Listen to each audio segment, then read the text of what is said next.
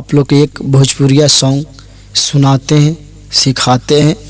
ये बहुत ही फेमस अभी ट्रेंडिंग में चल रही है, जो कि गोलू राजा के गाया हुआ गाना है। पहले बजा कर दिखाते हैं, उसके बाद आपको स्लो स्लो बजवाले के बाजनिया रोवे डोलिया लेके कहा,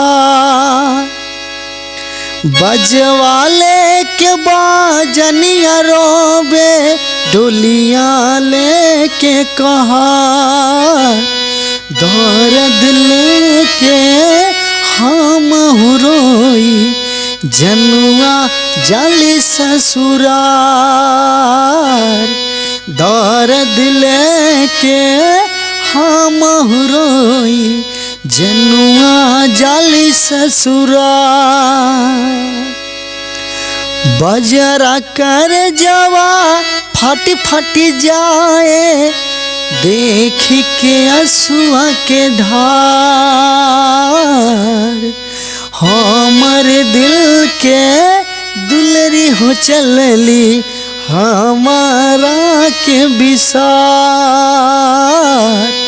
हमर दिल के दुलरी हो चलली हमारा के विसार। बजवाले के बाजनिया रोबे डोलिया लेके कहा, दर्द लेके हम रोई जनुआ जाली ससुरार, दर्द लेके हम रोई जनुआ जाली ससुरार। इसी में रिपीट है, बजरा कर जवा फट फट जाए देख के असुआ के धार, हमर दिल के दुलरी हो चलली हमारा के विसार। इसका अंतरा, कानवा में गूंजे जैसे कोयली के बोलिया,